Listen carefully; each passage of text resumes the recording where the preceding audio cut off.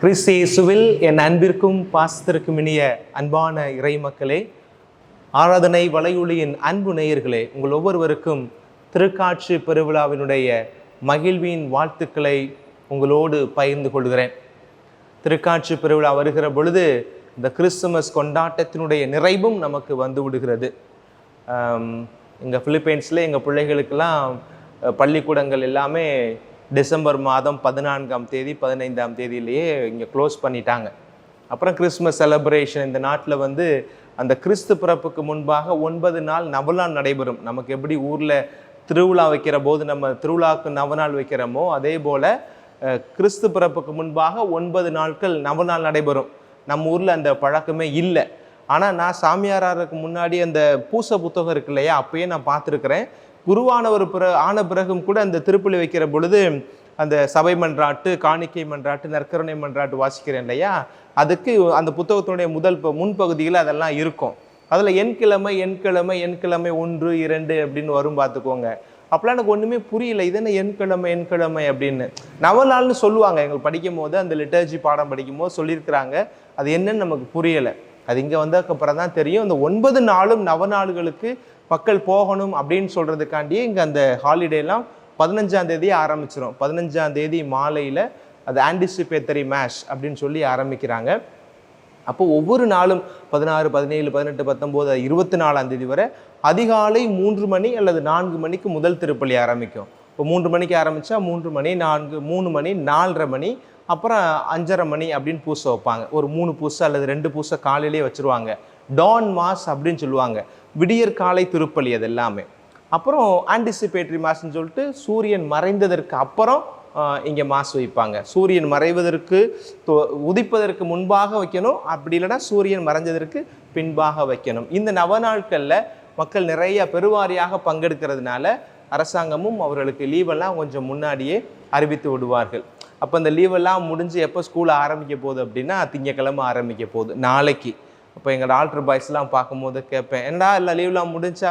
School முடிஞ்சுப்பா, லீவ்லாம் முடிஞ்சுப்பா, அதை school ஆரம்பிக்க போகுது ஃபாதர் அப்படின்னு சொல்லுவாங்க. ஒரு மிகப்பெரிய ஒரு கொண்டாட்டத்தினுடைய நிறைவானது இந்த திருக்காட்சி பெருவிழாவில் வருகிறது. நம்ம ஊர் பக்கம் வந்து 3 அரசர்கள் பெருவிழா அப்படின்னு கொண்டாடுவாங்க. 3 அரசர்களுக்கு பொங்கல்லாம் வைக்கக்கூடிய நிகழ்வுகளையும் பார்ப்போம். இன்றைக்கி தான் முறைப்படி குடிலெல்லாம் பிரித்து எடுப்பாங்க. இன்றைக்கி அந்த திருக்காட்சி பெருவிழா முடிந்த பிறகு தான் அந்த குடில்களை எல்லாம் பிரித்து ராஜாக்களை எல்லாம் கொண்டுட்டு போய் பத்திரமாக பழையபடி எல்லாத்தையும் நம்ம ரீஅசம்பிள் பண்ணக்கூடிய நாள் இந்த நாளாகத்தான் இருக்கும். சரி, இந்த திருக்காட்சி பெருவிழாவில் என்னுடைய மறையுரையை நான் 2 பகுதியாக பிரித்து கொள்ள விரும்புகிறேன். முதல் பகுதியில் இதனுடைய வரலாற்று பின்னணி என்ன, அல்லது நம்முடைய ட்ரெடிஷன் நமக்கு என்ன சொல்லுது, பாரம்பரியம் நமக்கு இந்த விழாவை பற்றி என்ன சொல்லுகிறது அப்படின்னு சொல்லிட்டு கடைசியாக இந்த விழாவின் மூலமாக நமக்கு கிடைக்கக்கூடிய செய்தி என்ன அப்படின்றத பார்ப்போம். அப்படின்னா இந்த விழாவை பற்றி செய்தி, இந்த விழாவின் வழியாக நமக்கு கிடைக்கக்கூடிய செய்தி என்ன அப்படின்னு 2 விதத்தில் பார்க்கலாம். நம்ம எல்லாருக்குமே தெரியும், 3 ராஜாக்கள், அவர்கள் 3 பேரையுமே ஞானிகள் என்று சொல்லக்கூடியவர்கள் இருக்கிறார்கள், அறிஞர்கள் என்று சொல்லக்கூடியவர்கள் இருக்கிறார்கள். ஆனால் நமக்கு பரவலாக நம்ம பகுதியில் பேசக்கூடியது 3 ராஜாக்கள் அல்லது 3 ஞானிகள் அப்படின்னு கூட நம்ம வைத்து கொள்ளலாம். யாரு? Balthazar, Gaspar, Melchior. அந்த 3 பேர் தான் அந்த 3 ராஜாக்கள் அப்படின்னு சொல்லப்பட்டிருக்கிறது. இப்போ இவர்களை பற்றிய வரலாற்று பூர்வமான செய்தியை காட்டிலும் பாரம்பரியத்தில் நமக்கு கிடைத்திருக்கிற ஒரு சில செய்திகளை நான் உங்களோடு பகிர்ந்து கொள்ள விரும்புகிறேன்.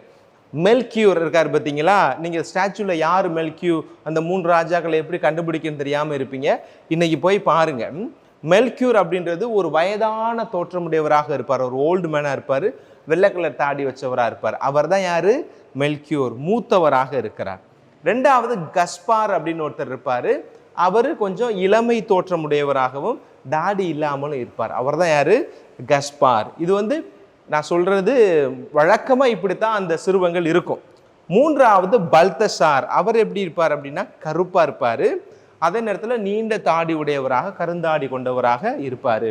அப்போ இன்றையிலிருந்து நீங்கள் அந்த சிறுவத்தை பார்க்குற போது 3 ஞானிகளையும் தனித்தனியாக அடையாளப்படுத்தி பார்ப்பதற்கு இந்த காரியங்களை வச்சுக்கோங்க. மெல்கியூரா அவர் வயசானவராக இருப்பார், தாடி வச்சிருப்பார். கஸ்பாரா அவர் இளமை தோற்றமுடையவராக இருப்பார். அதுக்கப்புறம் பல்தசார் அவர் கொஞ்சம் கருமை நிறம் கொண்டவராகவும் தாடி உடையவராகவும் இருப்பார். அப்படின்றத நீங்கள் என்ன செய்யணும், மனதில் வைத்துக் கொள்ளணும். சரி, இந்த 3 பேரையும் குறித்த பலவிதமான செய்திகள் இருக்கிறது. இவர்கள் எல்லாருமே கீழ்த்திசை பகுதிகளிலிருந்து வந்ததாக, பெர்ஷியா அந்த பகுதிகளிலிருந்து வந்ததாக சொல்லப்படுகிறது. இந்த 3 பேருக்குமே ஒரு வழிபாட்டு முறை இருந்தது. எப்படின்னா சால்டியன் அப்படின்னு சொல்லிட்டு அந்த ஒரு வழிபாட்டு முறையை பின்பற்றக்கூடியவர்கள். அந்த வழிபாட்டு முறையை பின்பற்றுபவர்களுக்கு தெய்வமாக யார் இருப்பாங்க அப்படின்னா நட்சத்திரம் தான் தெய்வம். அந்த வானத்தில் இருக்கக்கூடிய காரியங்கள், குறிப்பா நட்சத்திரத்தை அவர்கள் கடவுளாக வழிபடுவார்கள். த சோர்ஸ் ஆஃப் காட் அவர்களுக்கு எதுனா அந்த நட்சத்திரம். அந்த நட்சத்திரத்தினுடைய மூவிங்கை வச்சு எத்தனை நட்சத்திரங்கள் வானத்தில் தென்படுகிறதோ அதை வச்சு நிறைய காரியங்களை கணிக்கக்கூடியதாக, அதன் வழியாக மக்களுக்கு இறை செய்தியை சொல்லக்கூடியதாக அந்த சால்டியன் அப்படின்ற அந்த ஒரு வழிபாட்டு முறை இருந்துச்சு. இந்த 3 பேருமே வெவ்வேறு பகுதிகளில் வாழ்ந்தாலும் அந்த இயற்கை வழிபாட்டு முறையை பின்பற்றக்கூடியவர்களாக இருந்தார்கள். இந்த 3 பேருமே அந்த நட்சத்திரத்தினுடைய நகர்வை வைத்து காலத்தை கணிக்கக்கூடியவர்களாகவும் அவர்கள் இருந்தார்கள். அப்போ அந்த சூழ்நிலையில தான் அவர்கள் அந்த நட்சத்திரத்தினுடைய ஒரு நட்சத்திரத்தினுடைய தன்மை சற்று வித்தியாசப்பட்டிருப்பதை பார்க்கிறார்கள். இதெல்லாம் பாரம்பரியத்தில் வந்த செய்தி. எப்படின்னா ஒரு நட்சத்திரம் அது குழந்தை முகம் கொண்டதாக இருக்கிறது, அதற்கு மேலாக ஒரு சிலுவை இருப்பதை அவர்கள் காணுகிறார்கள். அந்த நட்சத்திரத்தை பார்த்த பிறகுதான் தனக்கு வழிகாட்டக்கூடிய நட்சத்திரமாக அது வருகிறது. இப்போ 3 பேருமே வெவ்வேறு திசைகளில் இருந்து அந்த நட்சத்திரத்தை நோக்கி வருகிறார்கள். இறுதியாக ஒரு இடத்துல வந்து சேர்றாங்க. அந்த இடம் தான் எல்லாருக்கும் தெரிந்தது போல ஏரோதுடைய அரண்மனை அருகாமையில் வந்து நிற்கிறது. அப்போ இவ்வளவு தூரம் வந்த பிறகு ராஜாவை போய் நம்ம பார்த்துடலாம், நாம வந்திருக்கிறத யார, ராஜாவை தான் பார்க்க வந்திருக்கிறோம். ஒருவேளை இவர் இந்த மாளிகையில் பிறந்திருக்கலாம், இந்த ராஜாவுடைய மாளிகையில.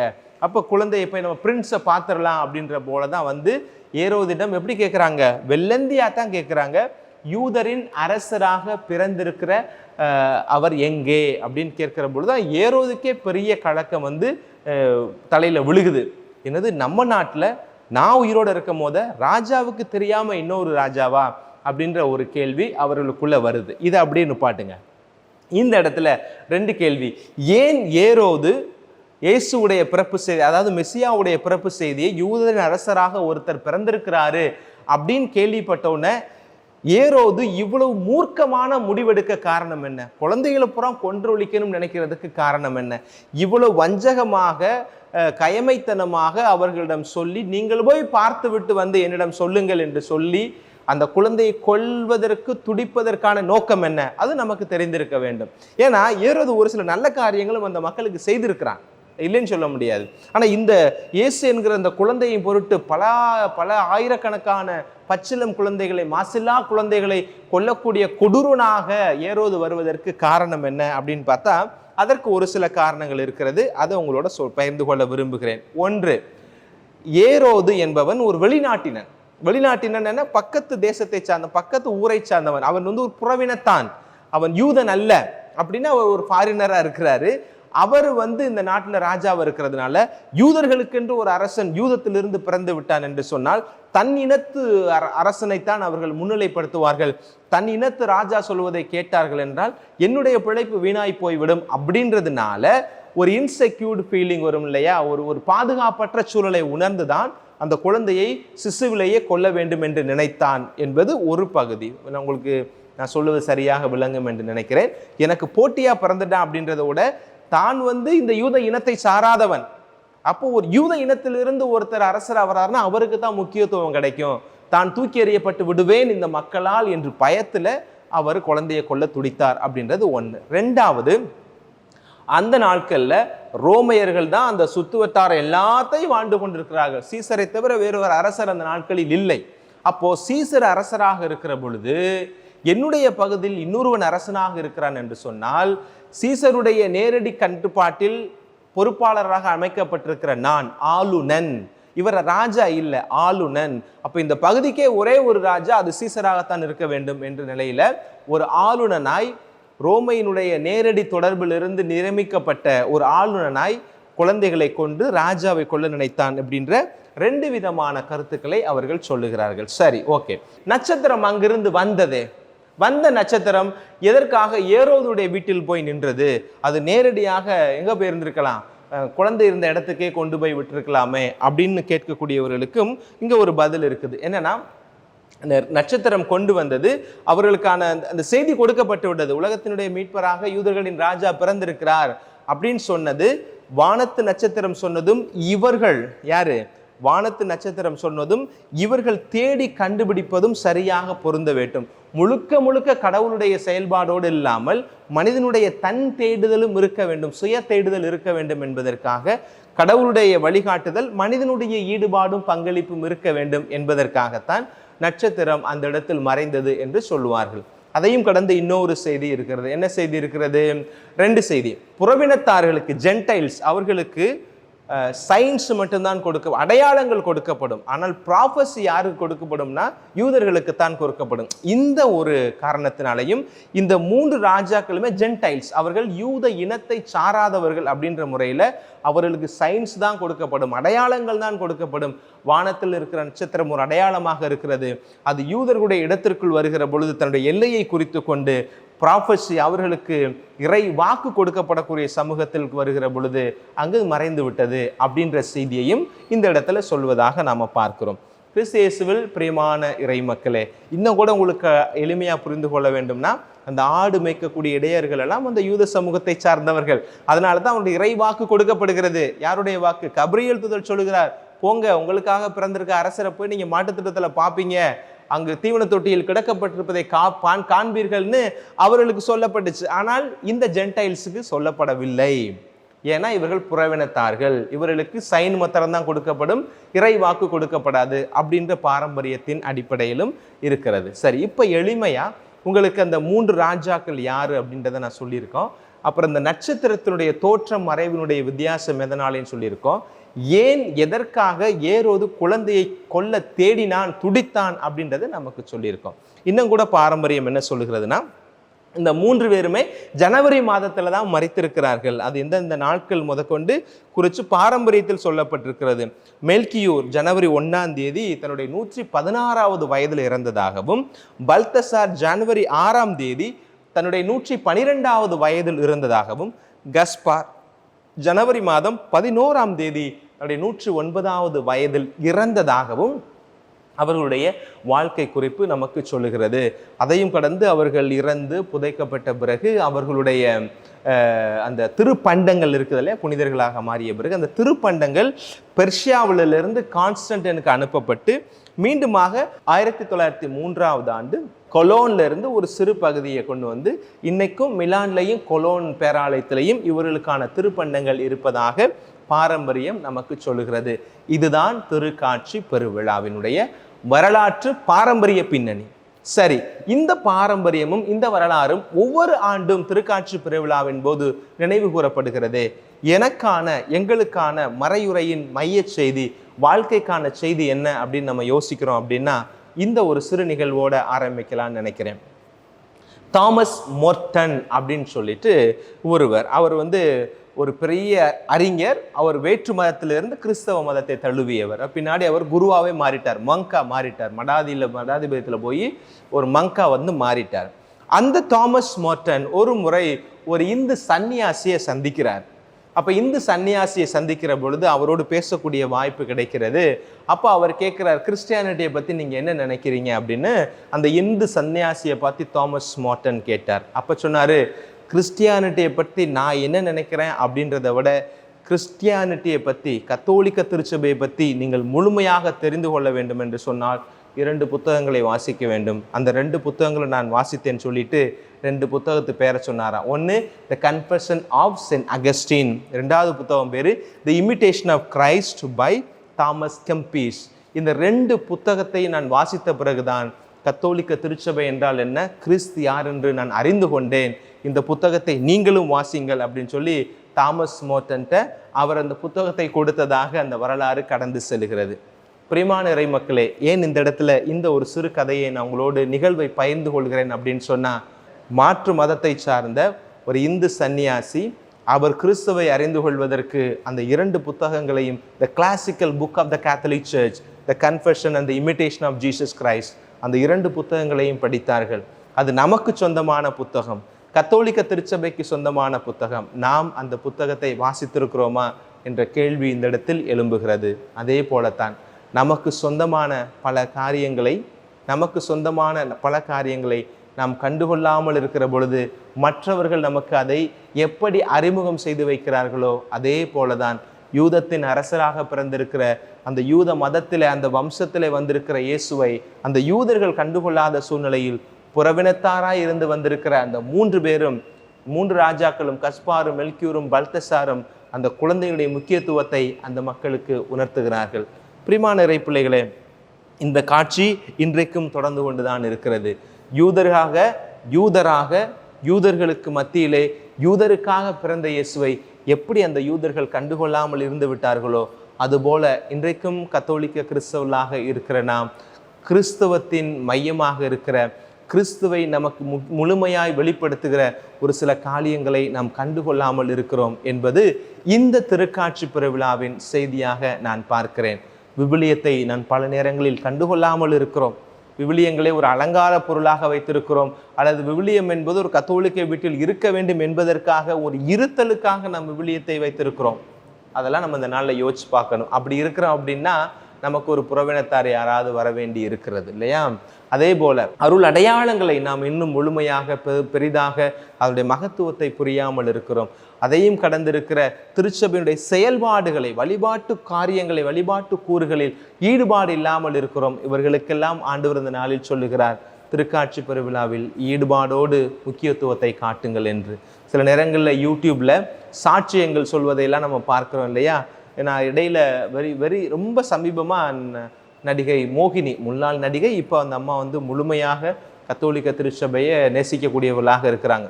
அவங்களுடைய டெஸ்டிமோனிலாம் கேட்கும் போது தான் நமக்கே தெரிய வரும். பார்த்துக்கோங்க, விவிலியம் எவ்வளவு தூரம் மனிதனுடைய வாழ்க்கையை மாற்றுகிறது. ஏன்னா நீங்களும் நானும் கத்தோலிக்க கிறிஸ்தவனாகவே பிறந்துட்டதுனால நமக்கு நம்முடைய மதத்தில் இருக்கிற ஒரு சில முக்கிய கூறுகள் நமக்கு தெரிய மாட்டேனுது.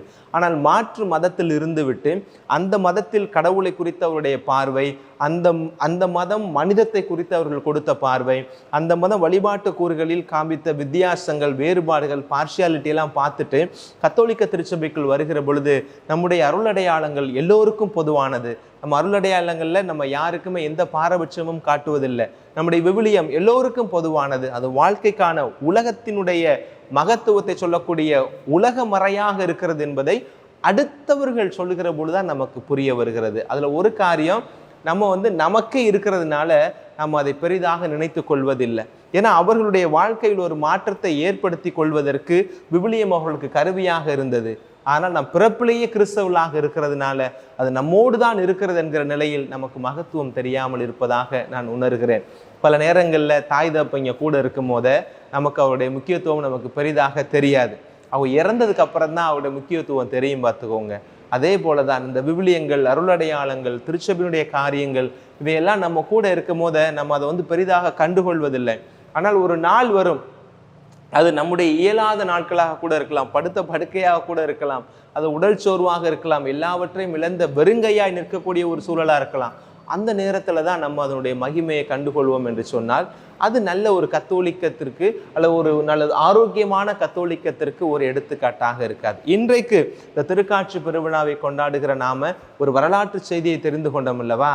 அதே போல இந்த வரலாற்றில் கடந்து செல்கிற இந்த திருக்காட்சி பெருவிழா இந்த ஆண்டு நமக்கு கொடுக்கிற அழைப்பு, உங்களிடம் இருக்கிற திருச்சபையின் பொக்கிஷங்களை சரியாக பயன்படுத்திக் கொள்ளுங்கள்.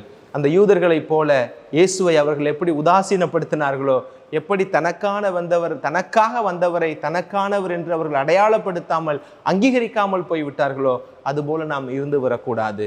அந்த திருக்காட்சி பெருவிழாவில் அந்த ஆண்டவரை தேடி வந்த பிள்ளைகளைப் போல ஒரு விதத்தில் நாம் எல்லோருமே யூதர்களை பொறுத்தவரை ஜென்டைல்ஸ் தான். நம்ம இந்த பக்கம் நிற்போம். இந்த திருக்காட்சி பெருவிழாவில் நாம் பார்க்கக்கூடிய அந்த 3 ஞானிகளை போல, அவர்கள் ஞானிகள், அவர்கள் அரசர்கள், அவர்கள் யாரையும் தேடி போய் பார்க்க வேண்டிய அவசியம் அல்ல. ஏனால் எந்த ஒரு அரசனும் அடுத்த அரசனை போய் பார்க்க மாட்டான்.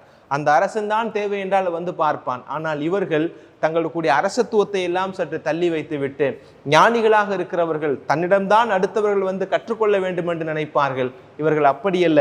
இவர்கள் இயேசுவை தேடி சென்று அந்த ராசாவை பார்ப்பதற்கு அந்த 3 தங்கம், வெள்ளை போலம், அந்த தூபத்தோடு சென்று அவர்கள் ஆராதித்ததை போல நாமும் ஆண்டவரை அதிகமாய் அறிந்து கொள்ள திருச்சபை நமக்கு கொடுத்திருக்கிற அனைத்து விதமான சாதனங்களையும் பயன்படுத்தி உண்மையான உயிருள்ள விசுவாசத்தை வெளிப்படுத்தக்கூடிய நம்பிக்கையின் கிறிஸ்தவர்களாக வாழ வேண்டும் என்கிற ஆழமான அருமையான அழைப்பை இந்த திருக்காட்சி பெருவிழா எனக்கு தருவதாக உணர்கிறேன். அதைத்தான் இந்த நாளில் உங்களோடு பகிர்ந்து கொண்டேன். உங்கள் ஒவ்வொருவருக்கும் திருக்காட்சி பெருவிழா நல்வாழ்த்துக்கள். இயேசுவின் நாமத்திலே வாழ்த்துக்களும் ஜெபங்களும். ஆமேன்.